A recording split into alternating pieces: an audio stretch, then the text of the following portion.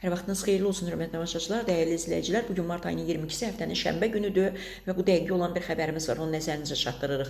Belə ki, Daxili İşlər Nazirliyindən yenə də vətəndaşlara müraciət var. Müraciətdə qeyd olunur ki, kiberdələduzlar öz cinayətkar niyyətlərini həyata keçirmək üçün hər ötən gün istifadə etdikləri üsulu da yeniləyirlər. Sinadilər fərqli olsa da məqsəd eynidir. İnsanları aldatmaq və saiti ələ keçirmək. Müxtəlif vasitələrlə sosial şəbəkələrdə insanların adına profillər yaradır.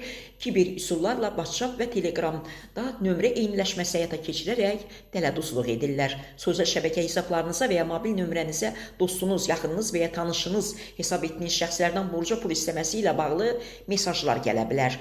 Profil şəkli, ad soyad da eynidir. Siz də dostunuz olduğu üçün onun xahişinə yox demirsiniz, pulu göndərdiyi kartın hesabına köçürürsünüz. Bir neçə dəqiqədən sonra isə zəng edib və yazıb pul kartına köçdümü deyə soruşmaq istədikdə isə ya həmin səhifənin bloklandığını, ya da sizə yazan zahirən dostunuzun nömrəsinə bənzəyən nömrəyə zəng çatmadığını görürsünüz.